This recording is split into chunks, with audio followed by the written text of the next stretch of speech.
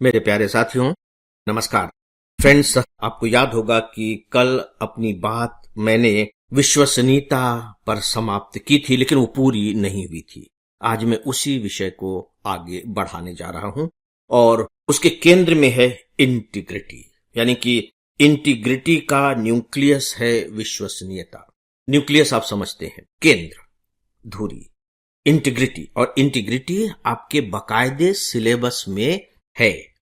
आपका जो fourth paper होता है मेंस का, उसमें इंटीग्रिटी है।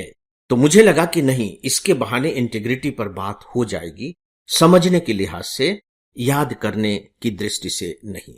तो आइए अब हम विश्वसनीयता पर इस अंदाज में बात करें कि हमें समझ में आ जाए कि इंटीग्रिटी क्या होती है। शुरुआत इस बात से करना चाहूंगा फ्रेंड्स कि जब आप सर्विस में चले जाएंगे, सिविल सर्वेंट बन जाएंगे, तब आपको अपनी सीआर भरनी पड़ेगी। सीआर कहते हैं उसे, कॉन्फिडेंशियल रिपोर्ट। उसे आप लिखते हैं, फिर आपके सीनियर्स लिखते हैं, और फिर उनके सीनियर्स लिखते हैं। 3 लोगों के द्वारा एक कॉन्फिडेंशियल रिपोर्ट लिखी जाती है, जो आप कह लीजिए कि आपके 1 साल की जन्म पत्री होती है। रिव्यू होता है बकायदा, आपका जो सीनियर होगा, आप अपनी तरफ से लिख करके देंगे कि मैंने ये काम किया, ये मेरी उपलब्धियां रही। फिर आपका जो सीनियर है, जिनके अंडर में आप काम कर रहे थे, वो उसको रिव्यू करेंगे कि आपने जो लिखा है वो सही है या नहीं है। इसके बाद फिर वो अपनी तरफ से ओपिनियन देंगे, और इसके बाद फिर वो टॉप पे जाता है। तो जो आपका इमीडिएट बॉस है, वही इस मायने में सबसे ज्यादा वजन रखता है। और इसी के आधार पर आप यूं कह लीजिए कि आपके प्रमोशंस होते हैं और आपका कैरियर डिसाइड होता है। बावजूद इसके कि ठीक है, प्रमोशन वगैरह में ज्यादा बाधाएं नहीं आती हैं, लेकिन फिर भी ये बहुत मायने रखता है। उसका जो सबसे इंपॉर्टेंट पॉइंट होता है, वो होता है इंटीग्रिटी। ये निष्कर्ष है। आखिरी में अगर ये पूछा गया है कि इंटीग्रिटी के बारे में बताइए, तो अगर इंटीग्रिटी पर किसी ने जरा सा भी डाउट लिख दिया, फिर आपने पीछे चाहे जो कुछ भी लिखा हो, और इंटीग्रिटी पर कौन लिखेगा? जो आपका इमीडिएट बॉस होगा।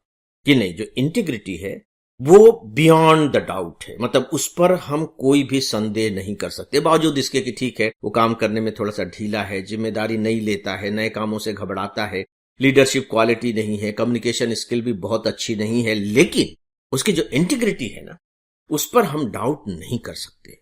और अगर वहां डाउट लिख दिया गया, तो मान करके चलिए कि पीछे आपने चाहे जो कुछ भी लिखा हो, वो सब शून्य हो जाता है। ये बात अलग है कि अगर किसी ने आपके इंटीग्रिटी पर डाउट किया है, आपके सीनियर ने, तो फिर आपको बताया जाएगा कि भाई आपके सीनियर ने आपके इंटीग्रिटी पर डाउट किया है, तो आप बताइए कि आपका क्या कहना है। आपको कहने का मौका दिया जाएगा। ऐसा नहीं कि जो आपके सीनियर है वो बिल्कुल डिक्टेटर ही है, उन्होंने जो कह दिया वो ब्रह्म वाक्य हो जाएगा। ऐसा नहीं। इंटीग्रिटी, देखिए, जो इंटीग्रिटी शब्द है, अगर हम इसका बिल्कुल ज्यों का त्यों हिंदी शब्द ढूंढे, तो इंटीग्रेट यानी कि कोई चीज ऐसी जो बिल्कुल एकत्व के साथ है, यानी अखंड रूप में है, उसमें कोई टुकड़ा नहीं है, कोई दाग नहीं है, कोई चीजें दरकी नहीं है, वो बिल्कुल अखंड है, इंटीग्रेट है। ठीक है। यहां अगर हम इसको इंटीग्रिटी एक करेक्टर के रूप में अप्लाई कर दें, तो फिर ढेर सारी चीजें आ जाएंगी, सारी चीजें समा जाएंगी इसमें। नहीं, ये जो अफसर है ये बहुत ईमानदार है, इंटीग्रिटी का तत्व हो गया। नहीं, ये बहुत डिसिप्लिन है, इंटीग्रिटी का तत्व हो गया। नहीं, ये दूसरों की परवाह करता है, इंटीग्रिटी का तत्व हो गया। नहीं, ये अपने ऑफिसर्स की बात मानता है, डिसिप्लिन है। इस तरह के जितने भी तत्व आप लेते चले जाएंगे, तो उन सबको मिलाकर के आपकी इंटीग्रिटी बनती है। एक चीज नहीं है, सब चीजों को मिलाकर के इंटीग्रिटी बनती है। अगर मैं इसकी जगह पर अब एक और शब्द रखूं, विश्वसनीयता, तो आपका क्या ख्याल है? क्या वो इंटीग्रिटी को रिप्लेस कर सकता है? रिप्लेस, चलिए शब्द का इस्तेमाल करना यहां ठीक नहीं होगा, लेकिन क्या उसके वजन पर ये थोड़ा बहुत ठीक ठाक बैठ सकता है? तो आपको लगेगा कि हां, बैठ सकता है। कल्पना करके देखिए एक ऐसे ऑफिसर की जिसकी विश्वसनीयता संदेहास्पद है, उस पर आप विश्वास ही नहीं कर सकते। तो अगर आप विश्वास नहीं कर सकते, तो किन चीजों के बारे में विश्वास नहीं कर सकते? ऐसा नहीं है कि केवल धन के बारे में विश्वास नहीं कर सकते कि इसको कुछ पैसा दे दिया गया तो सब पता लगा इधर उधर कर देगा। नहीं, आप उसे एक जिम्मेदारी का काम देंगे, तब आपको भरोसा नहीं है कि यह काम पूरा हो जाएगा। आप उसे कहीं भेज रहे हैं, तब आपको भरोसा नहीं है कि वो वहां पहुंच जाएगा। तो विश्वसनीयता तो इतनी बड़ी चीज है ना, बहुत बड़ी चीज है दोस्तों, विश्वसनीयता। और आपको मालूम है कि हम लोग विश्वसनीयता इस टॉपिक पर क्यों बात कर रहे हैं? अभी जो भर्ती करने वाली जो एजेंसी है, उसकी विश्वसनीयता पर जो प्रश्न चिन्ह लगा है। प्राचीन काल में एक शासक हुए थे, जूलियस सीजर। याद होगा, शेक्सपियर ने उन पर नाटक लिखा है, जूलियस सीजर। उसमें एक बात कही गई है कि जूलियस सीजर की जो पत्नी है वो बियॉन्ड द डाउट होनी चाहिए, संदेह से परे होनी चाहिए। जूलियस सीजर के बारे में बात नहीं कर रहे हैं, यहां तक कि जूलियस सीजर की जो पत्नी है वह भी संदेह से परे होनी चाहिए। राजा को तो होना ही चाहिए संदेह से परे कि उस पर कोई किसी तरह का डाउट न करे, उसकी पत्नी भी वैसी होनी चाहिए। और उसे और आप विस्तार दे दें तो उसके परिवार के सभी सदस्यों को संदेह से परे होना चाहिए, और उसे विस्तार दे दें तो उसके रिश्तेदारों को सभी तरह के संदेहों से परे होना चाहिए, यानी कि सभी विश्वसनीय होने चाहिए।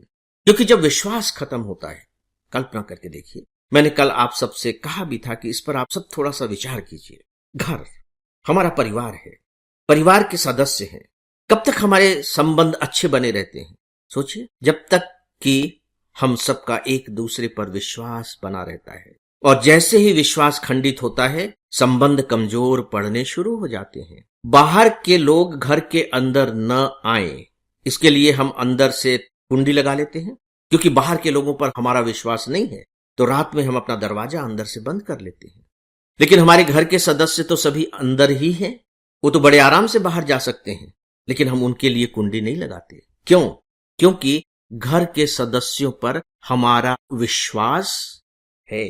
यहां से आप शुरू कीजिए और उसको आगे तक फैलाते चले जाइए तो आपको पता लगेगा कि विश्वास तो संगठन की धुरी है, न्यूक्लियस है। अगर वह नहीं है तो कुछ भी नहीं है। चाहे दो के बीच के संबंध हो, चाहे समूह के संबंध हो, चाहे राष्ट्र ही क्यों ना हो। बड़े बड़े आंदोलन हो जाते हैं ना राज्यों में कि नहीं नहीं हमको अलग राज्य चाहिए, वो चाहिए। क्यों?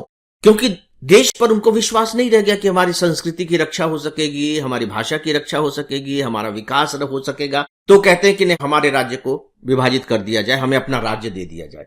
वहां भी आपको मूल तत्व क्या मिल रहा है? विश्वास।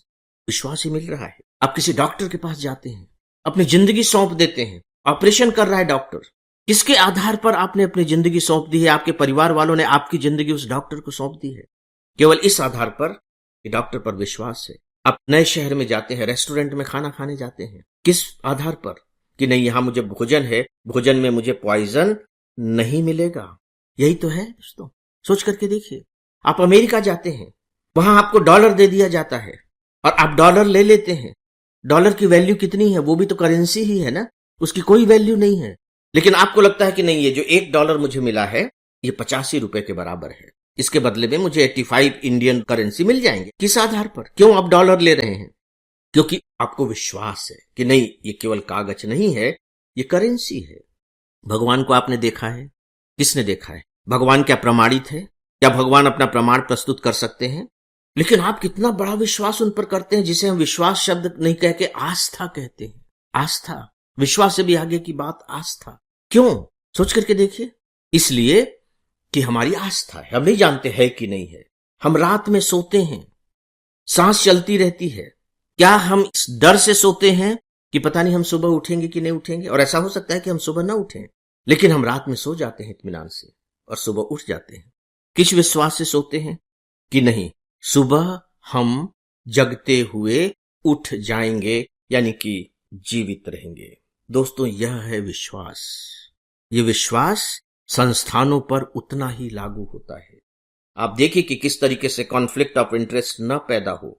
तो विश्वास को बनाए रखने के लिए क्या किया जाता है? मान लीजिए कि एक जज के सामने कोई केस आता है तो ये देखा जाता है कि उसमें उसके परिवार के सदस्य शामिल न हो। कोई पेपर सेटर होता है तो ये देखा जाता है कि उसके परिवार का कोई सदस्य उस एग्जाम में अपीयर नहीं हो रहा हो। यूपीएससी का जब बोर्ड बनाया जाता है तो ये देखा जाता है कि उस बोर्ड में कोई ऐसा स्टूडेंट न जाए, एस्पिरेंट न जाए जो उसके परिवार का सदस्य हो, क्योंकि कॉन्फ्लिक्ट ऑफ इंटरेस्ट हो जाएगा। कि उस बोर्ड की विश्वसनीयता बनी रहनी चाहिए, उस संस्थान की विश्वसनीयता बनी रहनी चाहिए, क्योंकि यदि विश्वसनीयता खत्म हो गई तो कोई भी चीज बची नहीं रह सकती। तो मैंने बहुत ही व्यावहारिक स्तर पर फ्रेंड्स इस विषय को आप सबके सामने रखा है। इस पर बस इतना ही, और इसी के साथ ही आज के इस डेली ऑडियो लेक्चर को अब यहीं समाप्त करता हूं। नमस्कार।